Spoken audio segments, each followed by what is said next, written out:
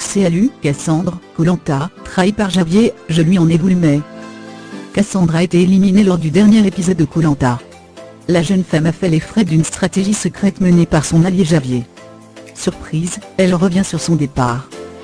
Cassandre a été, à sa grande surprise, éliminée à l'issue du conseil de Koh-Lanta, le combat des héros, TF1. Pour que repeuple comme, la jeune femme revient sur son aventure, et évoque notamment la trahison de Javier à son encontre. Pour moi, c'est un peu une descente aux enfers. Je me sens complètement trahi. Mon cœur est à nu car j'éprouvais énormément de sentiments pour Javier, on s'entendait très bien. J'avais l'intention d'aller à l'orientation avec lui, Pascal et Clémence. Voir qu'il me trahit, ça me fait énormément de mal.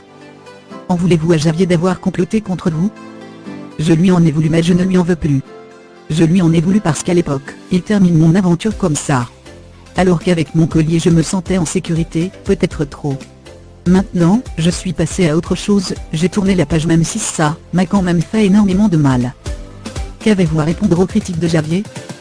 Si je ne jouais pas les petits chefs, il n'y avait pas grand-chose qui était fait sur le camp. Il fallait à chaque fois demander à ce que les choses soient faites.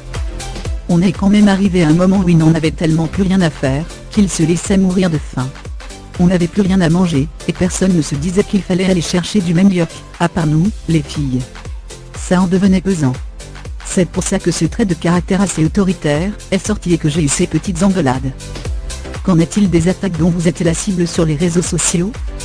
J'ai évité tweeter pendant plusieurs jours, ça ne m'intéresse pas. Les gens sont méchants et ne comprennent pas que c'est un jeu.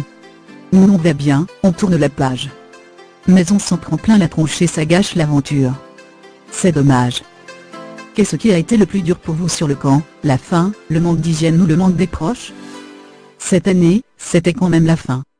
Il n'y avait pas de riz. J'ai quand même souffert, je ne m'y attendais pas. Avez-vous perdu du poids?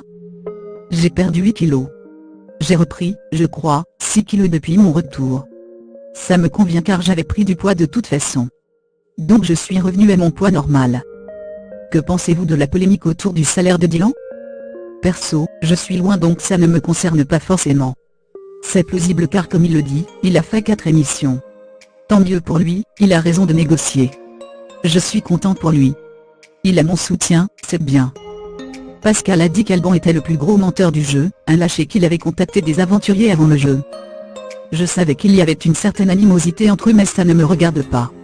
Personnellement, je connais Alban et je trouve que ça ne colle pas forcément au personnage. Il a eu des stratégies différentes pendant le jeu, ça le regarde.